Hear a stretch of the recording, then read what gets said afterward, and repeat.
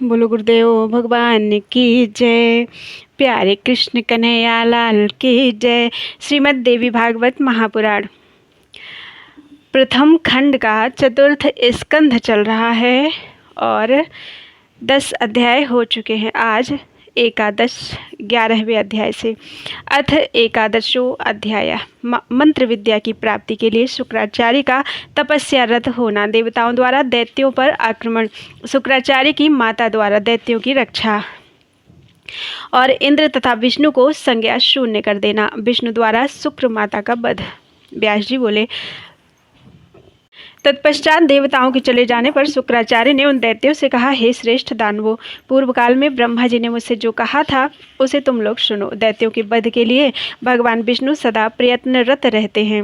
वे दैत्यों का वध अवश्य करेंगे। जैसे बाराह का रूप धारण करके उन्होंने हिरण्याक्ष का वध किया और नरसिंह रूप से हिरण्यकशिपु को मारा, उसी प्रकार उत्साह संपन्न होकर वे सब दैत्यों का संहार करेंगे, इसमें संदेह नहीं है। मुझे जान पड़ता है कि वैसा समुचित मंत्र बल अभी मेरे पास नहीं है जिससे मेरे द्वारा सुरक्षित होकर तुम लोग इंद्र तथा देवताओं को जीतने में समर्थ हो सको। अतः हे श्रेष्ठ दानवगण, तुम लोग कुछ समय तक प्रतीक्षा करो। मैं मंत्र सिद्धि के लिए आज ही भगवान शिव के पास जा रहा हूँ। हे श्रेष्ठ दानवों, महादेव जी से मंत्र लेकर मैं तत्काल आऊँगा और यथावत रूप में तुम लोगों को सिखा दूंगा। दैत्यों ने कहा, हे मुनि श्रेष्ठ, देवताओं से पराजित होकर हम लोग अत्यंत निर्बल हो गए हैं, अतः उतने समय तक प्रतीक्षा करने के लिए हम पृथ्वी पर रहने में कैसे समर्थ हो सकते हैं। सभी पराक्रमी दानव मारे जा चुके हैं और जो शेष बचे हुए हैं सुख की इच्छा करने वाले, वे अब युद्ध में ठहरने में समर्थ नहीं हैं। शुक्राचार्य बोले, जब तक मैं शिव जी से मंत्र विद्या लेकर नहीं आता हूँ तब तक तुम लोग शांति और तपस्या से युक्त होकर यहीं रुके रहो। विद्वानों ने कहा कि समयानुसार शाम दान आदि का प्रयोग करना चाहिए। बुद्धिमान तथा वीर पुरुष देश काल बल शक्ति और सेना की जानकारी करके ही अपना सामर्थ्य दिखाते हैं। बुद्धिमान पुरुषों को चाहिए कि अपने कल्याण की इच्छा से समय पर शत्रुओं की भी सेवा करें और अपनी शक्ति का संचय हो जाने पर उन्हें मार डालें। अतः देवताओं की विनती करके छलपूर्वक सामनीति का प्रयोग करते हुए मेरे लौटने की प्रतीक्षा के साथ अपने अपने घरों में रहो। हे दानवों, महादेव जी से मंत्र प्राप्त करके मैं आऊँगा और तब उसी मंत्र बल का आश्रय लेकर हम लोग देवताओं से युद्ध करेंगे। हे महाराज, उन दानवों से ऐसा कहकर दृढ़ संकल्प वाले मुनि श्रेष्ठ शुक्राचार्य मंत्र प्राप्ति के लिए शिव जी के पास चले गए।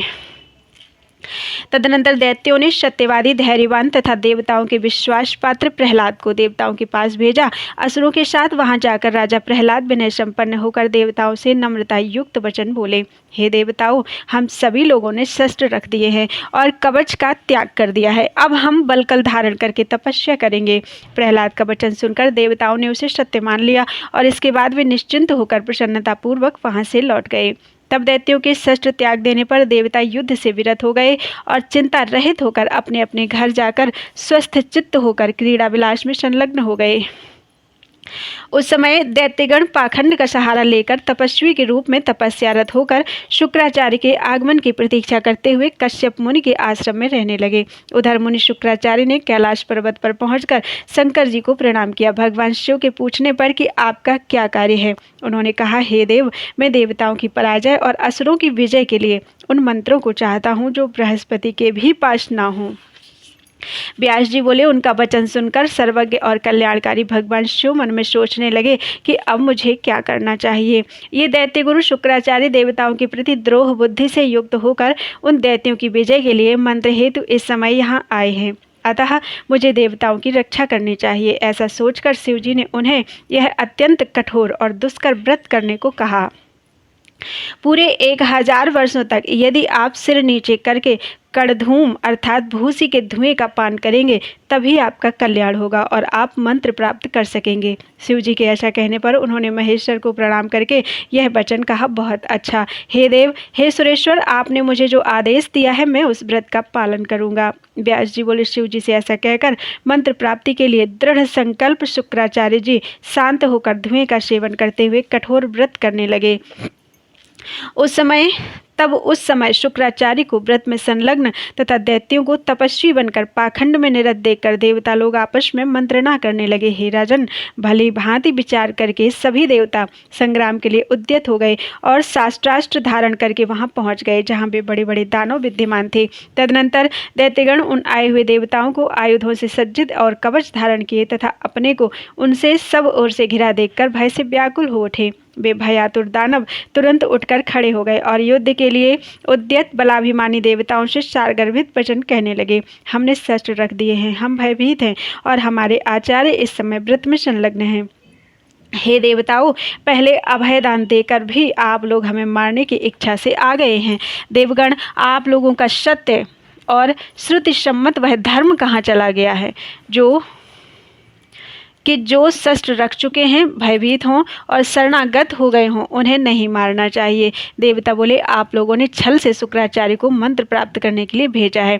हम आप लोगों के तप को जान गए हैं, इसीलिए हम लोग युद्ध करने के लिए उद्यत हुए हैं। अब क्षुब्ध हुए आप लोग भी हाथों में शस्त्र धारण कर युद्ध के लिए तैयार हो जाइए। यह सनातन सिद्धांत है कि जब शत्रु दुर्बल हो तभी उसे मार डालना चाहिए। व्यास जी बोले, उनका वचन सुनकर सभी दैत्य आपस में विचार करके भागने के लिए तत्पर हो गए और भय से व्याकुल होकर वहां से निकल भागे।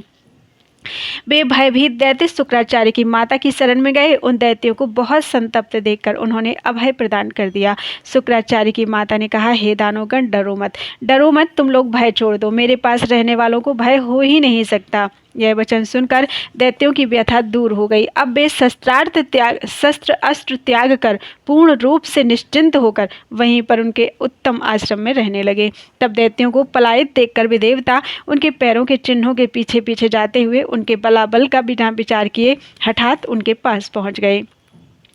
वहां पर आए हुए सभी देवता आश्रम में रहने वाले दैत्यों का वध करने को उद्यत हो गए और शुक्राचार्य की माता के रोकने पर भी उन दैत्यों को मारने लगे। इस प्रकार देवताओं के द्वारा उन्हें मारे जाते हुए देखकर शुक्राचार्य की माता बहुत कांपने लगी और बोली, मैं अभी समस्त देवताओं को अपने तप के प्रभाव से निद्राग्रस्त कर दे रही हूँ।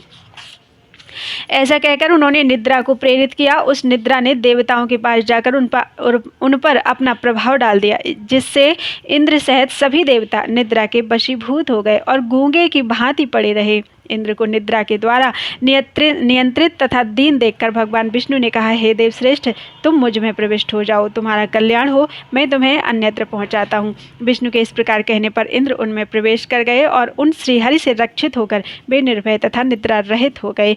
तब भगवान विष्णु के द्वारा रक्षित इंद्र को व्यथा शून्य देखकर शुक्राचार्य की माता कुपित हो उठी और यह वचन बोली, हे इंद्र, सभी देवताओं के देखते देखते मैं अपने तपोबल से विष्णु सहित तुम्हें खा जाऊंगी, ऐसा मेरा तपोबल है।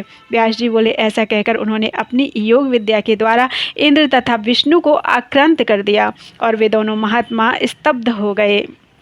उन दोनों को बहुत बड़े संकट में पड़ा देखकर देवताओं को महान आश्चर्य हुआ और वे दुखी चित्त होकर जोर जोर से चीखने चिल्लाने लगे। देवताओं को चीखते चिल्लाते देखकर इंद्र ने विष्णु से कहा, हे मधुसूदन, मैं इस समय आपकी अपेक्षा अधिक आक्रांत हूँ, अतः हे विष्णु, हे प्रभु, यह हमें जब तक भस्म न कर दे, आप तपस्या के अभिमान में चूर इस दुष्टा को शीघ्रतापूर्वक मार डालिए। हे माधव, अब आप सोच विचार न करें। कीर्तिमान इंद्र के ऐसा कहने पर लक्ष्मीपति भगवान विष्णु ने दया छोड़कर तत्काल सुदर्शन चक्र का स्मरण किया। विष्णु के वश में रहने वाला वह चक्र उनके स्मरण करते ही आ पहुंचा और इंद्र से प्रेरित होकर उन्होंने कुपित होकर उसके वध के लिए चक्र को अपने हाथ में ले लिया।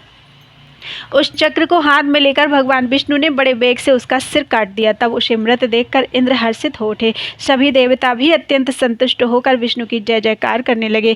वे प्रसन्न होकर उनकी स्तुति करने लगे और संताप रहित हो गए।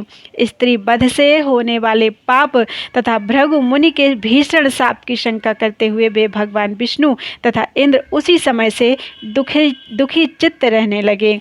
इति श्रीमद्देवी भागवते महापुराणे अष्टादशसहस्रयां संहितायां चतुर्थ स्कंधे शुक्र मातुर्वध वर्णनम नाम 11वां अध्याय।